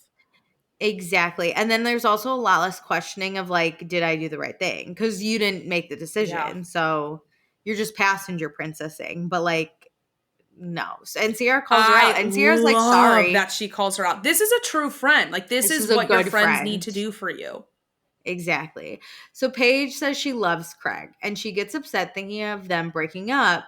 But she's also conflicted because like, if she feels this strongly for him, why wouldn't she want to make compromises for him? But then like, why should she have to compromise on things that she wants? This is really so she tough. Feels like, she's really because I do think Craig was a good boyfriend to her. I do think that they had a good like relationship just in a general sense, but it's very clear as day that they just don't work. And I think they probably would have loved for it just to work out. But some things don't. Like, not everybody is meant to be with each other. And that's hard. Yeah. Yeah. I agree. I mean, I also think I believe in right person, wrong time. And I believe in wrong person, right time, right? Like, maybe they both want to get married, but it's not the person they're aligned with. Yeah, which is hard. It's not the right person for them. In Paige's like own breakup statement, she said like there was nothing major that happened, and that is harder. Like when you don't really have like a really big reason. Like Paige wants to be a compromising person. She wants to like work with her partner and make them happy, and I'm sure Craig truly did want to make Paige happy too. But like this life, it does not work with each other. I mean, but if we listen to what Craig said, they might have gotten back together and gotten married at BravoCon. What we missed out on. That is just delusional person, delusional time. That is crazy. I loved everyone being like, that's not something Paige I got would a say. good laugh out of that. So Sierra doesn't want Paige to keep going into this if it's not compatible with her future. This is going to be like a lifelong tussle for her. If she keeps seeing Craig, this is never going to die. It shouldn't be this hard. And Paige just doesn't know if Craig's her person still. And I stand by wrong person, right time. Like they both are down to get married and make a future. However, they can't agree on it because it's not the right person. I also worry people are like going to vilify her over the rest of the season for like having these conversations when it's like you're allowed to work these things out with your friends. You're allowed to question things and decide, is this right for me? And then I really think that she, like she said here, loved him so much that and didn't see them breaking up, like didn't want it to end. But that doesn't mean it's right. Also, like, y'all, if you're going to villainize her, go watch Southern Charm. They're doing the same thing over there. They're talking about the relationship. It's not the same because he didn't want the relationship to end. Well, no, I was going to say Craig is just a little more, like, oblivious to the problems. But they still are talking about the problems because Austin brings it up. Yeah, he's like, hey, man, you're different. You're not the same. You're changing. And even if that's, like, a different issue, it still goes back to, like, true. They did your relationship is a problem. Issues on there's Southern some Charm problem happening in this relationship. Yeah. It was brought up on both sides. And, like, we talked about it in both ways. And, like, then you can see both of what's happening. You can see Craig very much like, all I do is sit around and garden, and that's not the life Paige lives, right? So you could sit here all day and be like, oh, Paige is giving Craig a hard time, like blah, blah, blah. No, Craig literally doesn't leave his house. Even his friends haven't seen him for years. True. So, like, what? And she makes it so clear to him then, too, like, I don't want to build a farm with you. Why are we making honey in our backyard when we could just buy that? You see their differences, which I think is important to like see. Yeah, I agree with that. And you see it more on Southern Charm just because they're like living their normal life. Yeah, whereas like Summer House is like a party fantasy land. Yeah, you like hear Craig literally just being like, when's the next time I'm gonna see you? When are you flying in again? Instead of like, when can I go see you? It's always like, Paige, when are you coming here? Like you just see a different side that you could be like, again, similar to Lindsay and Carl, it's just like it's not gonna work out. It's hard. That's what I want the like audience to get to is it is just like Lindsay and Carl. Like this is clear as day to me that these do not work. The breakup makes so much sense. I'm so happy that they put like it all on their shows because this makes sense in my brain. No shock. And I'm happy he's crashing out because now I'm like, how do people date Craig? Oh my God. Question mark. I'm still waiting for the answer. I always sat justice for Naomi. I was always one of her defenders. I do not care. I did see a TikTok video the other day that was like, if your boyfriend went to law school and he was sitting there sewing, you would also have a problem. And I was like, you're right. Literally, she provided him the house and was working. And she would come back and the dishes weren't done. Yeah, and the only reason his sewing business is successful is because of the audience. Because everyone felt bad for the man that got yelled at by the hardworking, abrasive, rude woman. No, fuck that. I always was Team Naomi. Because you were a good judge of character on the women, for sure. I would have crashed out if I saw that. It's because I'm my dad, my own father has described me as abrasive. He said, when my mom was like, I can't wait for you to get a husband one day. My dad's like, she never will. She's too abrasive. And that's when I went, well, maybe guys should be like more willing to deal with my abrasiveness. Like, no, I love like, that because I think I internalize and project issues then onto the abrasive and like powerful women I'm like, wow, how do I do it less for me? So I'm like, they should be doing less. Well, yeah, a lot of people, I mean, look at like Lindsay or Nail or whoever, and they're like, let's do Lindsay because that's the show. And are like, oh, I don't want to be Lindsay because she's crazy, or like the audience hates her, or whatever. Where she's just sitting around like, fuck you, man, and fuck your mom for not texting me. Like, she's out here saying what she wants to say. I'm a Lindsay, and I wasn't soft. willing to own it because they own vilified her, and I was part of it. I'll own it.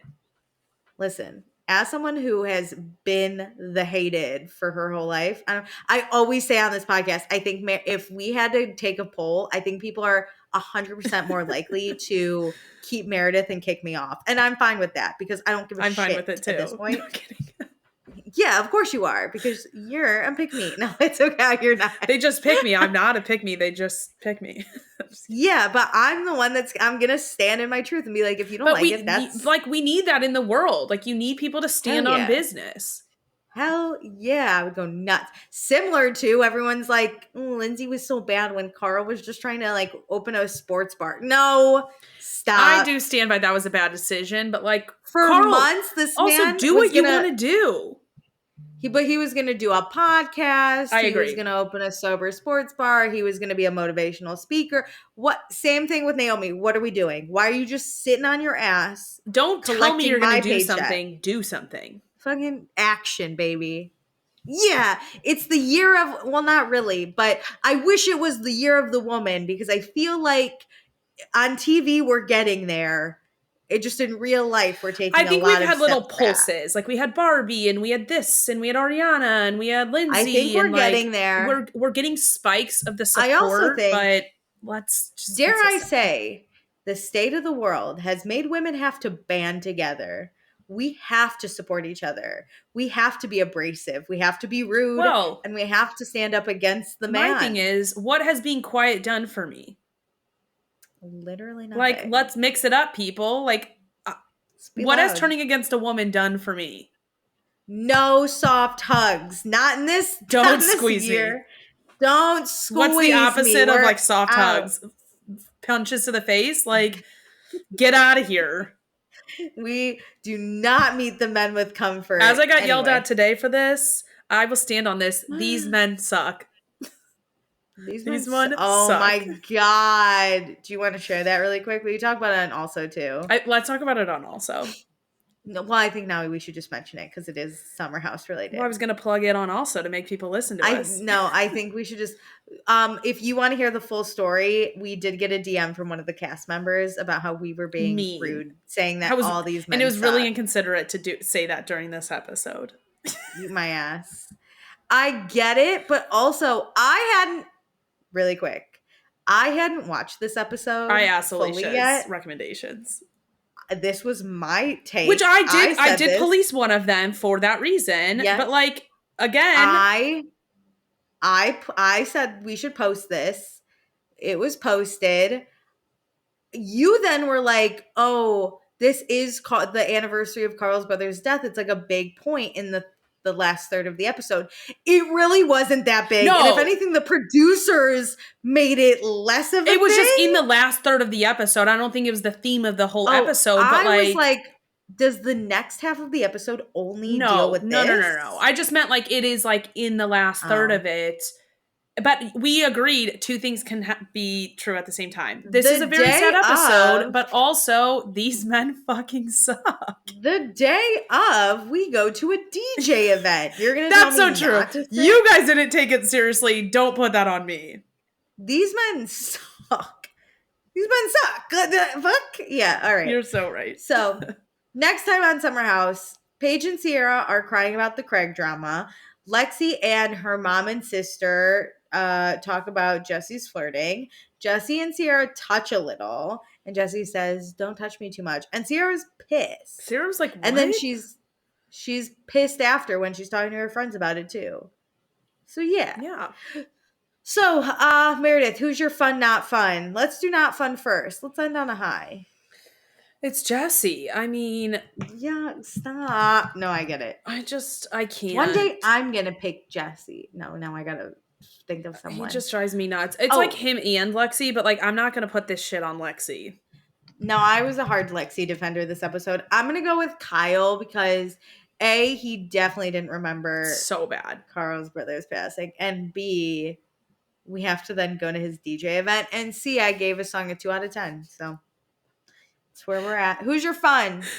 I gotta give it to Lindsay. I'm a Lindsay stan these days. Woo! That was electric. That was so good. It was so good. And honestly, you know what? Because I like to think we do these as a team because we have the same ideas. Yeah. So Lindsay's also my pick. But I'm going to give it also to my dude. I was hoping you were going to pick him because... electric. This was the first episode. Carl really didn't give me the egg. If anything, I felt bad for him. I was like... I didn't feel bad for him. Well, outside of like the not brother. Bad. Like, I was like, get this man out of this DJ event. I felt like empowered to be his friend this episode. Yeah, I didn't dislike him. Hell yeah. So we do have a few comments on the episode from Megan D. So she says, Paige and Lindsay's friendship is beautiful. I'm glad we finally got there. Gabby should really be a friend of at this point. Oh my God, I forgot Gabby was even in this episode. I only thought about her because when I do my little quotes every week, I was like, oh, put her to the bottom. Yeah. It feels like the third weekend she hasn't been around. Jesse saw everything that happened between Wes and Sierra and really said, how can I do everything they did but worse? True. No, literally, and poor Wes has to like be a part of it now. Like he is in his situation but worse. Jesse's like taking down Wes with this and just being like a massive douchebag.